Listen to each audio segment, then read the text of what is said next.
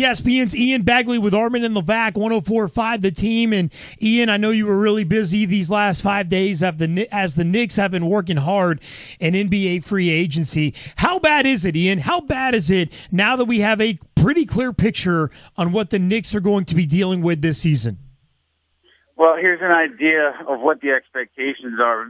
Vegas just released the odds for the Knicks winning a title next year, and they are 150 to 1. That's the second longest odds on the board. So that's where the Knicks stand in the eyes of Las Vegas. And listen, they didn't have the ability to draft top talent here, top-tier free agents. So this was kind of a realistic summer for the Knicks, I think. So if you want to be upset, Phil, for not being able to get the top names in free agency, you certainly can be, but nobody who had their choices wanted to come to a team that won 17 games last year. But Ian, wasn't that the big sales pitch for bringing Phil in, that he could actually, move heaven and earth and get these big names here? Sure. I mean, listen, if you talk to a Knicks fan in March of 2014 when Phil was hired and you told that fan that Phil's big free agent acquisitions this summer would be Robin Lopez and Aaron Aflalo, you'd have been laughed at. But, the reality is, guys, I don't think cared as much about coming to a big market. I don't think they cared as much about, what Phil could do for their game. I don't think that factored in as heavily as going into a winning situation did. I mean, there were other teams with top space, like the Mavericks and the Spurs, which created some space that are closer to winning an NBA title, much closer than where the Knicks are. And I think that's what mattered to a lot of the top guys on the market at the end of the day. Ian Begley with Armen and Levack, 104.5 The Team, at Ian Begley on Twitter. Ian, Phil Jackson and his tenure so far in New York is a massive failure times 2. This guy's getting paid $60 million over 5 years, and all he has to prove for it is a heap of crap. Isn't this super disappointing? I mean, Ian, I understand that players don't want to come to this team because as bad as they were last year, but here's the thing. Phil Jackson's the one that did that, isn't he? That's his. He made that happen. He did. And, I can certainly understand that perspective. I get it. I mean, there are plenty of Knicks fans out there who say, how did this happen? We were a 54-win team in 2012, 2013. Pretty much the same cast of characters. They were awful the next season. You think Phil comes in and things can start to turn in the right direction, but they immediately turn south. So I get it. And nothing that Phil has done so far has really engendered much confidence in the Knicks fan. And I totally understand why there'd be uncertainty going forward. Best case scenario for this team, I think, is, 35, 38 wins. And then you show free agents in the class of 2016 that you are on the way up, that you're en route to being a competitive team, and maybe you can attract some better talent than the talent you attracted this summer. I think that's the best case scenario. I think that's what Knicks management is hoping at this point. So that's the game plan, is that the seeds are being planted this year by improving the talent slightly to bring in the big fish next year? Next year and the summer thereafter, because if you look at the salary cap situation, it increases significantly for 2016, and it increases pretty significantly once again for 2017. So the Knicks, along with every other team in the league, is going to have some money to spend. They're going to be a destination. They would like to be, I should say, a destination for the top free agents in the market that summer. I think that's the way they look at things at this point. Ian Begley with Armen and Levack, 104.5 The Team. And Ian, if you can't tell, you mentioned that there's people out there that are Phil haters. Put me in that category. Now, you would sound more, you're on more the other side of the fence than I am. Can you defend Phil Jackson? Why is this not Phil Jackson's fault? Listen, I'm not here to defend the guy. I'm not here to change your opinion. I'm just trying to tell you that this is kind of where they are. That's the reality of their situation.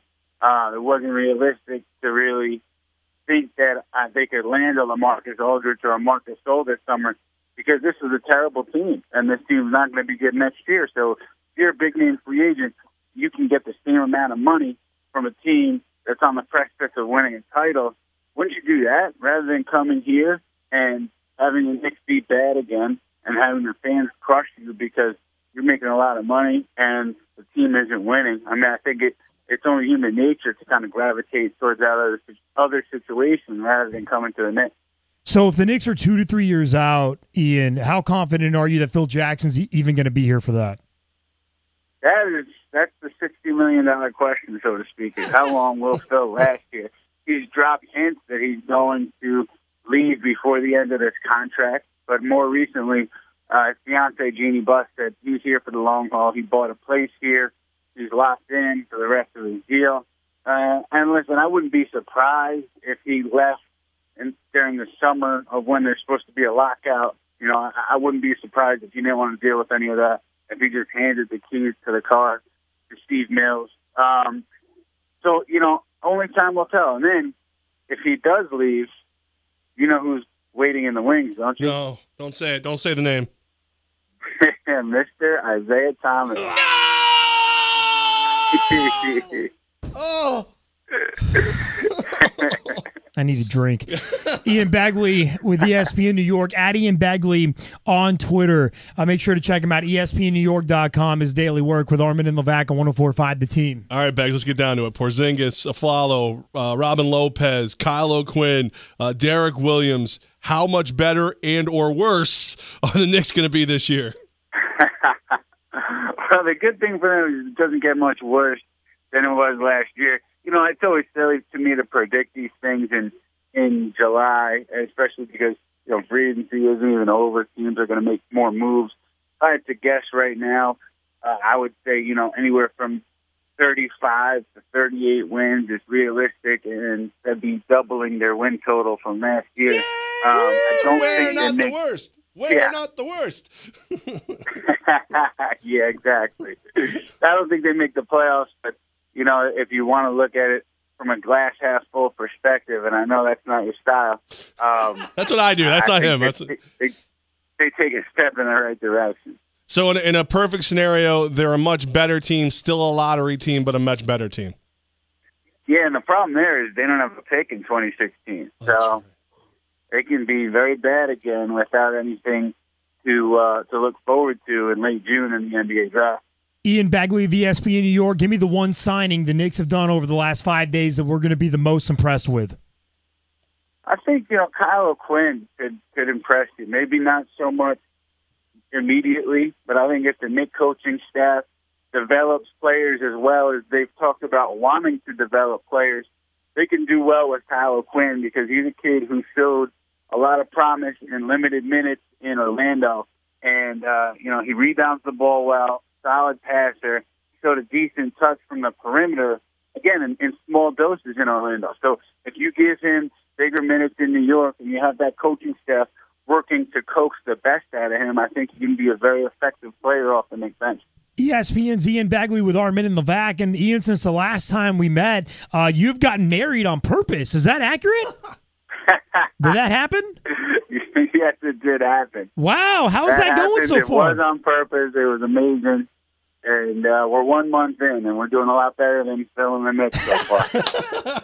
Well, so that's the bar? You set it that low? Let's not compare your married life to the Knicks because you'll just set it way till that won't work out well in the long term. We're hoping more Spurs for you. Yeah, that's right. Go a little Popovich for us, all right? Ian Begley of ESPN New York. Look, man, congratulations, and we'd like to, our friends at Death Wish Coffee are going to send you and the missus a care package to let you know that we love you. Congratulations. And look, you got to be on the top of your game. You have to get some caffeine in your life. So, you know, on top of the yes ma'ams, you got it, whatever you need. So we're going to send you that care package from Death Wish Coffee so you can be on that, man. Oh, wow. You guys just earned me some brownie points. I really appreciate it. There you go. Maybe we'll get a T-shirt and a mug in there, just, you know, spicing it up. Make sure you get off to the right start, especially if you're comparing yourselves to the Knicks. Then we got some work to do. Yeah, we got to help you out here. Yeah, exactly. I'll be husband of the year, guys. I appreciate it. Go get it, man. Thanks for your time today. Congratulations on the wedding. We'll be in touch, man. Thanks so much, boys. Take care.